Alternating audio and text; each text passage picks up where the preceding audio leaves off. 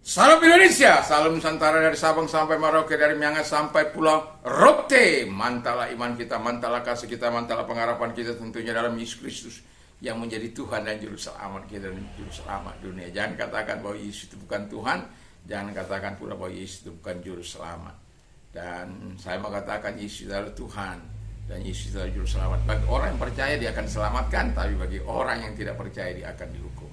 Dan tangisan yang mengerikan itulah yang terjadi, kematian yang kedua atau dikatakan kematian kekal. Haleluya. Tapi jangan mau menikmati kematian kekal. Percayalah kepada Tuhan, engkau dan seisi Roma akan diselamatkan. Puji nama Tuhan. Kita akan sebelumnya mari kita berdoa. Dan saya mengucapkan selamat malam bagi kita. Kita rehatkan tubuh kita, kita rehatkan hati kita, pikiran kita, telinga kita untuk mendengarkan firman Allah. Puji nama Tuhan. Mari kita berdoa. Terima kasih Tuhan, biarkan kami menikmati kuasa firman yang hidup itu dalam hidup kami. Dalam nama Yesus, haleluya. Amin.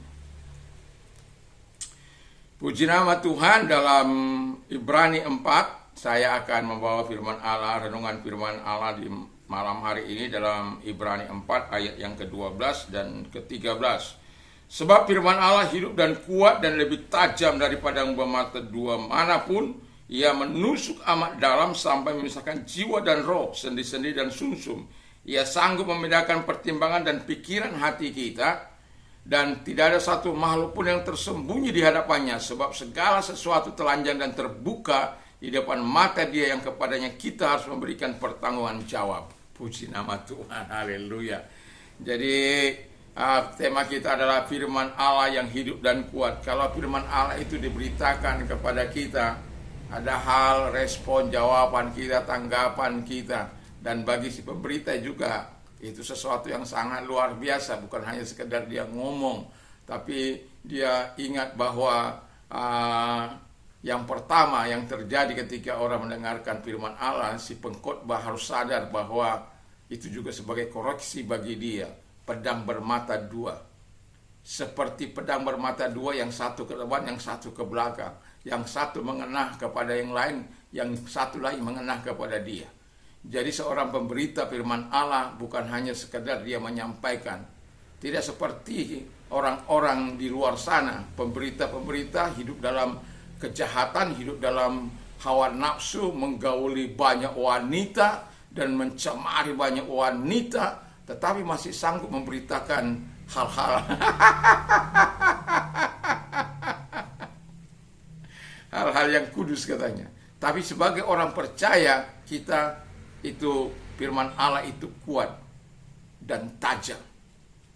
Jadi kalau dia mengarah ke depan, dia juga mengarah kepada kita. Kalau kita mengatakan orang lain bertobat, kita juga harus bertobat. Kalau kita katakan orang lain mengasihi, kita juga harus terlebih dahulu mengasihi. Kalau kita katakan suka memberi, kita juga harus suka memberi.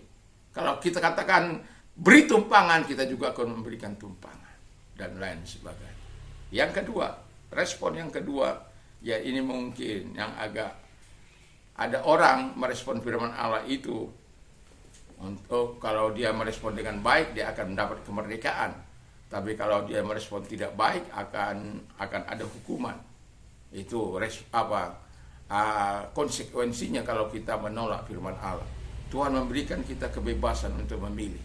Kemerdekaan bagi kita, bagi yang menerima firman Allah, dan kemudian bagi mereka yang tidak menerima firman Allah itu adalah hukuman. Dia sampai misalkan jiwa dan roh, sendi-sendi dan sumsum.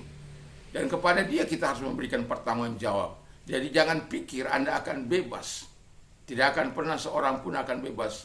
Siapapun, latar belakang agama apapun, satu kali dia akan datang. Walaupun dia tidak menghakimi Anda dengan firman Allah ini, tapi dia akan menghakimi dengan kita Anda. Tetapi pertanyaan saya adalah, apakah kita adalah orang yang sempurna melakukan kitab-kitab kita? Tidak ada seorang pun yang mampu melakukannya dengan sempurna. Itulah sebabnya kekristenan bukan karena kesempurnaan kita, tapi karena kasih karunia Tuhan, dosa kita diampuni. Kasih Tuhan itu yang membuat kita dimerdekakan.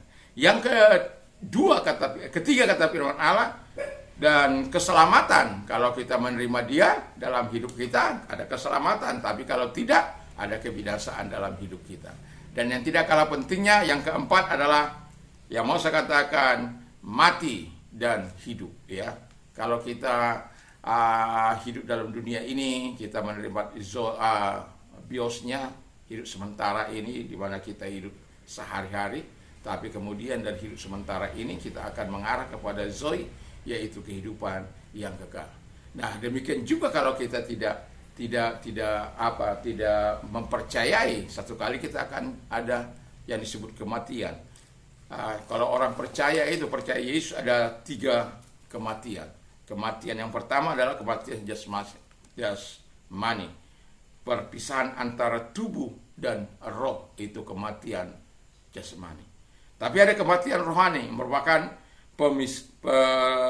pemisahan roh manusia dan roh Allah. Dan ini akan dapat dipulihkan kalau kita datang bertobat kepada Tuhan. Roh kita yang terpisah dengan Allah akan dihubungkan kembali ketika kita menerima Yesus sebagai Tuhan dan Juru Selamat kita. Tetapi yang ketiga ini adalah kematian yang tidak seharusnya terjadi bagi kita.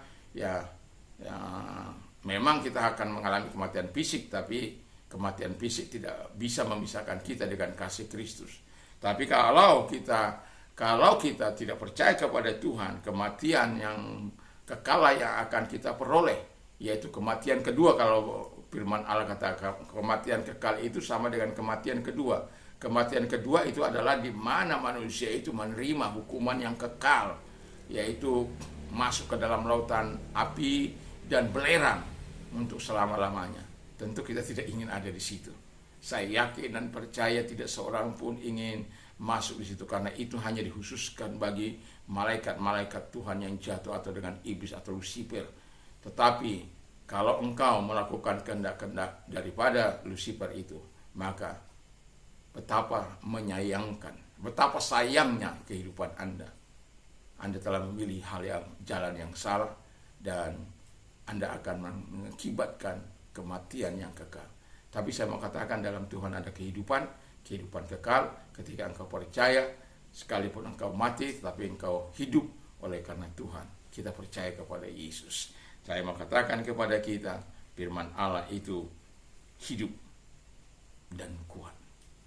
Dia mampu membinasakan hidup seseorang, mampu juga menyelamatkan seseorang. Dia mampu memberikan koreksi kepada pembicara maupun kepada yang menerima. Dia juga mampu memberikan hukuman bagi orang yang tidak percaya, sekaligus kemerdekaan. Dia mampu juga memberikan kematian kekal kepada orang yang tidak percaya, sekaligus juga hidup yang kekal. Tapi saya mau katakan, pilihlah hal-hal yang baik supaya hidupmu diberkati oleh Tuhan. Mari kita tunduk kepada dan kita berdoa. Terima kasih Tuhan. Kalau engkau ada yang sakit, saya tidak peduli apapun sakitmu, saya mau katakan kepada Anda sekalian, benjolankah hal-hal yang tidak dapat diselesaikan oleh dokter, saya mau katakan Tuhan mampu menyembuhkan. Taruh di tempat yang sakit, Tuhan, benjolan-benjolan yang ada dalam tubuh mereka yang membuat mereka menderita, atau sakit penyakit yang membuat mereka menderita, saat ini aku perintahkan dalam nama Yesus, keluar! Dan oleh bilur-bilur daripada Tuhan Yesus, mereka sembuh. Engkau jamah mereka dan katakan sepatah kata, mereka sembuh. Mereka yang meyakini engkau, mempercaya engkau saat ini, engkau sembuhkan mereka semua. Terima kasih Bapa di surga, terima kasih. Kami yakin dan kami percaya engkau tabib di atas segala tabib, dokter di atas segala dokter. Kami bersyukur dalam nama Tuhan Yesus, kami bersyukur dan berdoa. Haleluya. Tuhan Yesus memberkati. Kiranya malam ini Tuhan memberikan ketenangan, kedamaian bagi kita semuanya. Mantap, mantap,